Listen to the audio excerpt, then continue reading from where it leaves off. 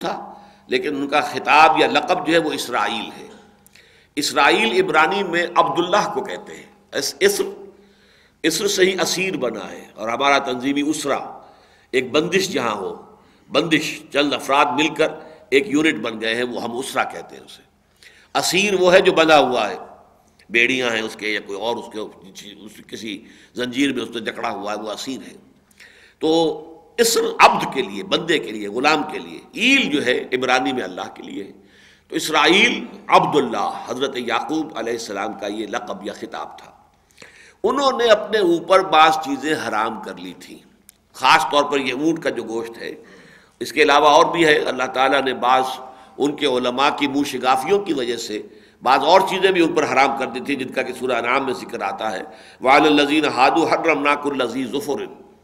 بعض چیزیں وہ جانور وہ کہ جن کے ناخن پھٹے ہوئے نہیں ہوتے بلکہ جن کا وہ ایک ہی کھر ہوتا ہے، وہ بھی ان کے اوپر حرام کر دیے گئے تھے، لیکن وہ بھی اصل میں سزا کے طور پر کہ انہوں نے بہت مین میخ نکالی، بہت سوالات کیے، تو اس طریقے سے ہوتے ہوتے اپنے اوپر کچھ اور چیزوں کی بندش کرا لی۔ لیکن اصل مسئلہ جو تھا وہ اونٹ کا تھا۔ اس کے بارے میں آتا ہے کہ حضرت یعقوب علیہ السلام نے اس کو نہ کھانے کا عہد کر لیا تھا۔ اب اس کے ضمن میں دو روایتیں ملتی ہیں۔ ایک تو یہ کہ عرق النساء کا انہیں عارضہ تھا، سیاٹیکا جسے ہم کہتے ہیں، درد ہوتا ہے کہ جو کولے کی ہڈی سے شروع ہو کر اور پھر پوری ٹانگ میں ہیل تک جاتا ہے، یہ سیاٹیکا، تو یہ عرق النساء اس کو کہتے ہیں، یہ درد۔ اس کے بعد اس روایت میں دو حصے ہو جاتے ہیں۔ ایک کا کہنا یہ ہے کہ یہ اطباء نے مشورہ دیا تھا کہ آپ اونٹ کا گوشت نہ کھائیں اور اونٹ کا دودھ بھی نہ پئیں۔ آج کل ہماری اصطلاح میں جسے کہتے ہیں شاید بادی ہونا، تو شاید یہی تصور اس وقت وہاں موجود ہو کہ یہ گوشت زیادہ بادی ہے۔ جیسے بڑے گوشت جو گائے کا، بھینس کے گوشت کے بارے میں ہمارے ہاں اب بھی تصور ہے کہ وہ بادی ہوتا ہے۔ تو اطباء کا کہنا یہ تھا کہ آپ یہ گوشت نہ کھائیں اور اس کا دودھ نہ پئیں، تو اس لیے انہوں نے ترک کر دیا تھا۔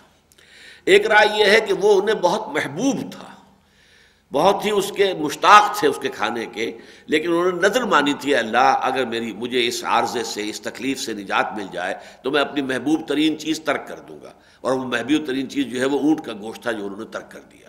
واللہ عالم کسی وجہ سے انہوں نے اپنے اوپر پابندی لگا لی کہ میں اب یہ اونٹ کا نہ گوشت کھاؤں گا نہ دودھ پیوں گا۔ یہ چیز پھر ان کی اولاد میں چلی ایسے کہ اس نے شکل اختیار کر لی کہ شاید یہ کوئی شریعت کا ضابطہ ہے یا قانون ہے۔ اس کی مثال ہمیں ملتی ہے حضور کی زندگی میں بھی، کہ نبی اکرم صلی اللہ علیہ وسلم نے بھی ایک موقع پر بعض چیزیں اپنے اوپر حرام کر لی تھی، قسم کھا لی تھی کہ میں یہ استعمال نہیں کروں گا۔ یا تو مغافیر کا شہد تھا، اور یا پھر یہ کہ کسی کنیز کی طرف آپ کا کوئی التفات ہو گیا تھا جو آپ کے بعض ازواج کو کھلا، تو آپ نے قسم کھا لی۔ تو اللہ تعالیٰ نے اس کے اوپر فرمایا، یا ایھا النبی لما تحرم ما احل اللہ لک تبتغی مرضات ازواجک، یہ آپ کیا کر رہے ہیں؟ آپ نے کیوں اپنے اوپر حرام کر لی ہے وہ شے جو اللہ نے آپ کے لیے حلال ٹھہرائی ہے، صرف اپنی بیویوں کی رضا جوئی میں؟ اس میں اندیشہ یہی تھا کہ آپ جو کام کر رہے ہیں تو امت یہ سمجھے گی کہ شاید یہ آپ نے ایک طبع بشری کے طور پر نہیں کیا ہے، ذاتی ویسے ہی فیصلے کی بنا پر نہیں کیا، شاید یہ کوئی شریعت کا حکم ہے۔ تو چونکہ نبی کا تو ہر فعل جو ہے پھر آگے حجت بننے والا ہے، اسی سے تو استدلال کیا جائے گا، اسی سے بنیاد جو قائم کی جائے گی اپنے تمام دلیلوں کی، لہذا منع کر دیا گیا، لما تحرم ما احل اللہ لک تبتغی مرضات ازواجک۔ اور اس کے بعد یہ بھی فرما دیا گیا، قد فرض اللہ لکم تحلۃ ایمانکم، آپ قسم کھا بیٹھے ہیں تو کوئی حرج نہیں ہے، اللہ تعالیٰ نے قسم کھولنے کا اور قسم توڑنے کا راستہ بتا دیا ہے، معین کر دیا ہے آپ کے لیے۔ یہ سورہ مائدہ میں تفصیل سے آ چکا ہے کہ اگر قسم کوئی پورے دل کے ارادے کے ساتھ کھائی گئی ہو اور اسے پھر توڑنا ہو یا کھولنا ہو تو اس کی یہ کفارہ موجود ہے۔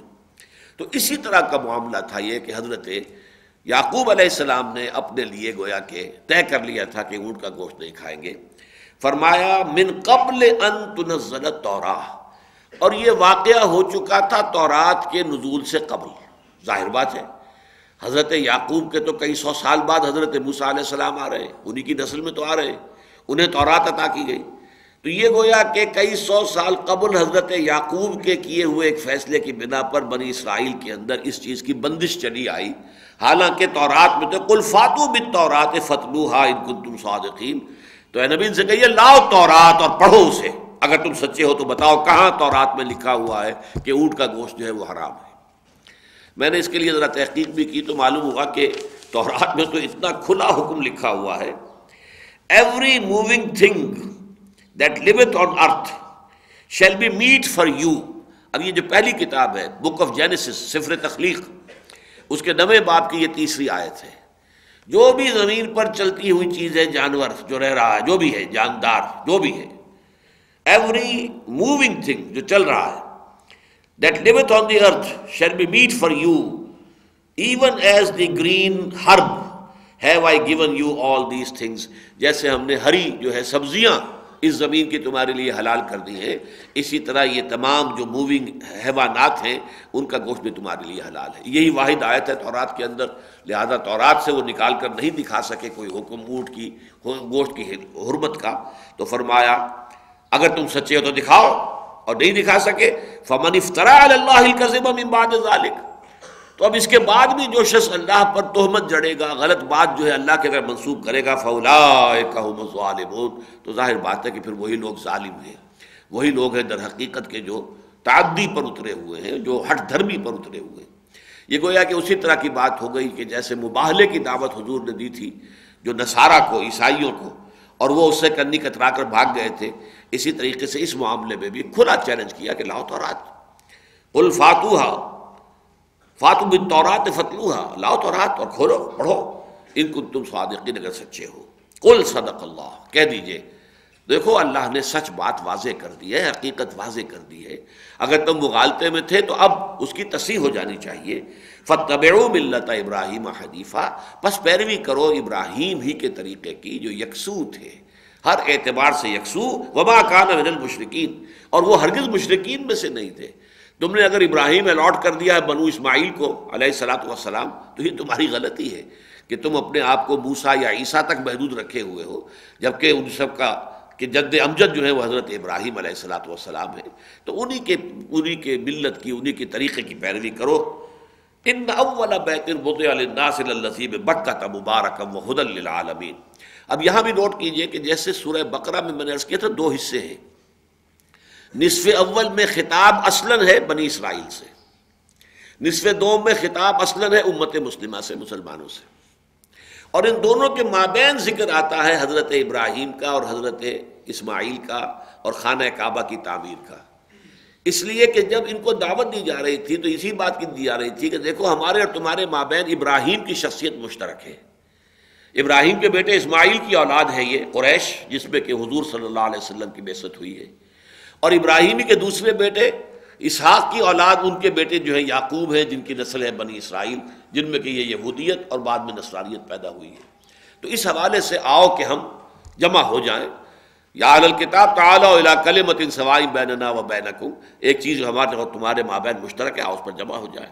تو اب اس کا ذکر یہاں بھی آ رہا ہے، بالکل وہی ترتیب ہے. چونکہ اب نصف اول ختم ہو رہا ہے، نصف اول اس کا 101 آیات پر مشتمل ہے، اور نصف دوم جو ہے 99 آیات پر مشتمل ہے. یہاں تو تقسیم بھی بڑی مکمل ہے بالکل، یعنی ایک آیت کا فرق سمجھیے کہ 100 ہوتا تو بالکل مکمل تھی، تو ایک کا فرق ہے کہ وہ 100 کا 101 ہو گیا، اور ادھر 100 میں ایک ہو کر کم ہو کر 99 رہ گئے. ان اول بیت وضع للناس للذی ببکۃ مبارکا وہدی للعالمین، یقیناً پہلا گھر جو لوگوں کے لیے بنایا گیا، مطلب اللہ کی بندگی اور اطاعت کے لیے اور غلامی کے لیے اور نماز کے لیے، اللہ کی عبادت کے لیے جو پہلا گھر بنایا گیا وہ وہی ہے، للذی لام تاکید کا ہے، وہ یقیناً وہی ہے بے بکہ جو بکہ میں ہے. یہاں سب سے پہلے لفظ بکہ سمجھ لیجئے، یہ مکہ اور بکہ در حقیقت ایک ہی لفظ ہے، یہ 2 لغتیں ہیں ایک ہی لفظ کی. عربی زبان کا بھی قاعدہ یہ ہے، اور یہ مجھے آج ہی اصل میں جب میں صبح غور کر رہا تھا اور میں نے کچھ تحقیق کی ہے تو یہ میرے علم میں اضافہ ہوا کہ عربی زبان میں لام اور بے جو ہے ایک دوسرے کی جگہ آ جاتے ہیں. چنانچہ لازم کو وہ لازب بھی کہہ دیتے ہیں. یہ 3 لازب جو حضرت آدم کی تخلیق میں 3 لازب آتا ہے، وہ گارا جس میں کہ لیس پیدا ہو چکا، چپاہٹ پیدا ہو جائے، تو لازم ہم کہتے ہیں چپک جانے کو، لازم لزوم چپک جانا. ملتزم رفیق ہمارا تنظیم کا وہ ہوتا ہے جو واقعی چمٹ گیا اس کے نظم کے ساتھ اور پابندی کر رہا ہو. تو لازم کی جگہ وہ لازم بن گیا. تو میم اور یہ بے جو ہے یہ ایک دوسرے کی جگہ انٹرچینج ہو جاتے ہیں. اور عراق میں در حقیقت شہر کو کہتے ہی بک تھے. چنانچہ ایک بہت بڑا شہر ان کا ہوتا تھا، اب تو خیر وہ بہت ہی یعنی شاید نام بھی کہیں اس کا باقی رہ گیا ہے، حقیقت کوئی ہے یا نہیں مجھے نہیں علم نہیں ہے. بالبک، बाल उनका बहुत बड़ा देवता होता था मुशरिकों का।